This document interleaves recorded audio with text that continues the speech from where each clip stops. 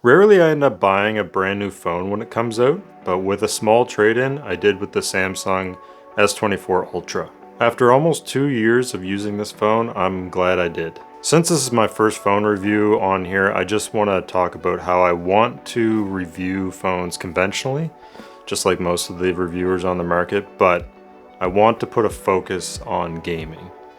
I feel like that is kind of a missing component to a lot of these reviews we see online, because these phones can really be our main or our secondary gaming device that goes in our pocket all the time. These are devices that are with us every single day, and there's no reason why we can't rely on them as our main gaming fix. Saying that, let's go over why this is the best phone I've ever owned. When this phone came out, there was a lot of marketing for the AI features. But that's not why we buy the Ultra phones. We buy them because they're always the top of the line spec for the Samsung line. But because we're seeing so little improvement year after year, it feels like 2 years ago, that's when Samsung was really going in on the AI features they were going to add to this phone and some of their other ones. I'm not really going to go over much of the AI features in this review just because I only really use Circle to search sometimes. I use Gemini here and there. Sometimes I'll edit somebody out of a photo or something like that, but honestly, that is not the reason why I bought this phone. One of the main reasons why I bought this phone was because of the screen itself. I used to own the S23 Ultra, and it had a curved display. And while that display is awesome and almost better in some ways because it's more vivid, I needed this one because I wanted that flat display so I could put a screen protector on it. While this display had pretty much the same specs as the S23 Ultra, there was some controversy when it came out actually. Many fans were upset when this phone came out because it wasn't as vivid as the previous model, and they were also experiencing graininess to darker colors on the display. This did bug me too, but I was hoping for a software update would fix it, and it mostly did. Samsung tweaked the vivid mode on the display to make it look more like the older model, and I would say it's like 90% there, but the graininess is still kind of there. But the main upgrade to the screen, besides it being flat, is the anti-reflective coating. You look at any review with this phone and they talk about this coating and how good it is and how much of a game changer it is, and I never experienced any of it because I put a glass screen protector day one. They switched to a titanium frame on this model, and I thought it was going to be a lot lighter when they first announced it, but honestly, it's only a couple grams lighter. It's held up really well for me, but honestly, I baby phone, so I'm not really a good metric for durability testing. Because I'm kind of weird, I actually would prefer plastic to keep the weight down, but I know that that's not a normal thing that all these manufacturers go to, and honestly, not even a lot of budget phones have it nowadays. But honestly, I want my phones to be as light as possible. I'm not too worried about the wear and tear and durability issues some of these phones have, or the weightiness of the quality you're getting. But saying that, this is a very nice phone to hold every day and use every day, but it is still pretty heavy. It's a huge phone, and without the case that I use every day, it kind of digs into your hands because of the boxy nature. But I'm happy it still has the curved edges, unlike the S25 Ultra. Last thing about the design of the phone is probably the S Pen. It still has the Bluetooth functionality, unlike the newer model. And while I understand everyone is upset that that's gone, honestly, I really only use it to take pictures while have the phone propped up somewhere else. But I honestly don't use the Bluetooth gestures at all or anything like that. Honestly, signing a document, having that pen is really nice, but I don't do that very often either.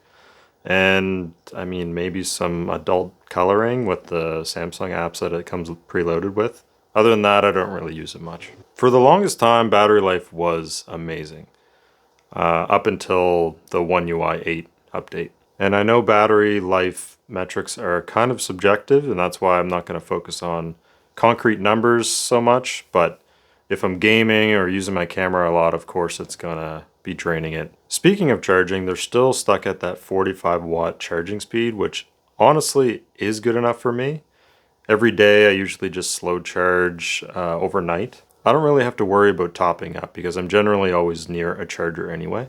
There's still a part of me that wants Samsung to increase these charging speeds and also get into the silicon carbon batteries, just so we can bump up that 5,000 milliamp hour battery to maybe 7,000 like all these other brands are starting to do. Honestly, if I'm going to upgrade to anything, I kind of only want to upgrade if it has that type of battery technology, or if I'm switching maybe to a foldable in the future. The cameras have been so good. They do everything and more for me. I'm no photographer, but every time I go to shoot something, I don't even think about it at all.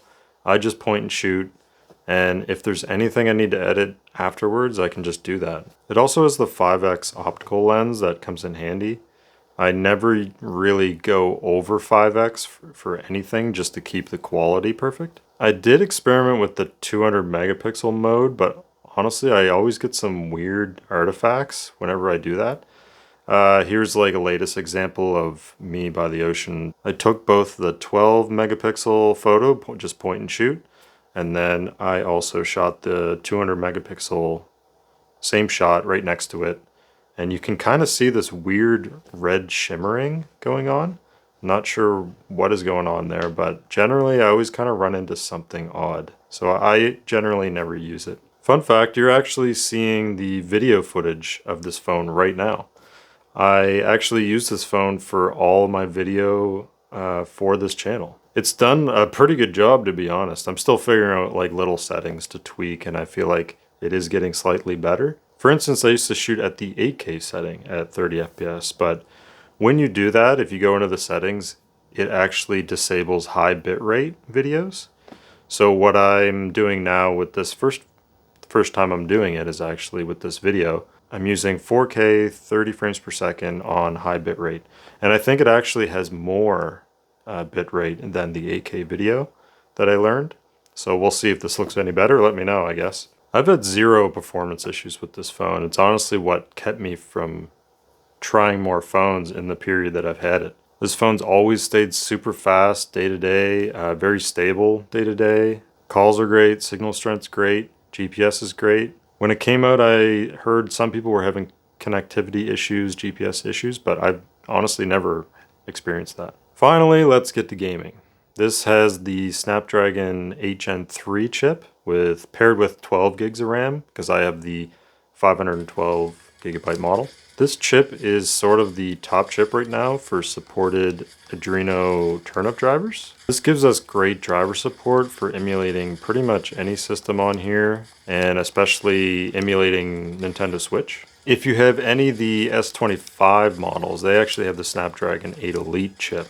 And those drivers are being worked on, but they're not out yet. As powerful as that chip is, when you go to emulate certain systems, it's not fully supported yet. So I think it will be amazing, but honestly right now, the 8 Gen 3 is the chip to have. With the help of telescopic and Bluetooth controllers, we can turn this into an amazing gaming handheld. While you can get so much done with just Android games, we need to start treating these as more fully capable gaming devices. You can emulate all your retro gaming, you can emulate almost current system gaming, you can do cloud gaming, you can do in-house streaming with your phone. These little pocket computers are insanely capable gaming devices. I know somebody watching this video is probably rolling their eyes because of the aspect ratios that we have with our phones.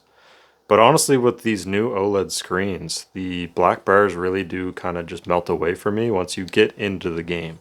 Not to mention if you're playing a more modern game or if you're streaming from a computer, you can actually turn this into a widescreen monitor. But my main point is just being able to play GameCube, PS2, Nintendo Switch on these devices is just amazing. I have this app that's a front end and it's called Emulation Station, and you can kind of curate it to make it look like your whole retro gaming catalog. There's a lot of tinkering that comes with that app because you can scrape game art, you can scrape the videos, the game manuals, you can download themes to make it look how you want to look, and then you can enjoy your choice paralysis before you pick a game. I usually keep one of these telescopic controllers near my bed, so when I want to hook it all up, I'll do some moonlight streaming from my office PC using Apollo and Artemis. And this honestly makes it feel like kind of like a little Steam Deck. And speaking of that, you can kind of turn these into tiny little low-end Steam Decks. Using these apps called Game Hub and Game Native, we can actually load native Steam games onto these devices and log into your Steam account and use cloud saves and play some lightweight titles on our phones. Now, don't expect to download a AAA game and get really good results, but to play our little indie catalog on our phones is just amazing. Who knows what Steam's going to do in the future, actually, because they have a VR headset called the Steam Frame. It actually is using the same chip as this phone, the HN3, and they're getting some games to run natively on it. I know that they're porting over SteamOS to ARM, but some people think that maybe they'll let their app do some of the work too, and we'll be able to natively install games on our phones or our Android devices. I think in the future the possibilities will just be endless, and you'll have your cake and eat it too. You can get a big, huge handheld, or we can use our tiny phones just to play sort of whatever we want. Another thing people usually worry about when they go to buy a phone is how much years of software updates it has. When this came out, it had 7. Now it's coming up to 5 years of software support left, which is still amazing. I sort of wanted to get this review out of the way just to get a phone review on the channel. And I honestly don't keep phones around very often, the ones that I used to test in the past. But I do hang on to a few, like my original blue Google Pixel, or my Nexus 6P, or my Essential phone. These phones aren't worth much these days, but the S24 Ultra certainly is still worth something. You could probably find a really good deal on it nowadays, and it's still so worth it, especially if you want to do some emulation on the side and still have a good camera, still have good software, pretty good battery life. Not totally sure what the S26 lineup will be, but if you go back and try to pick up an S24 model or the Ultra, you'll be pretty happy, I think. And I'll definitely be keeping this one in my collection.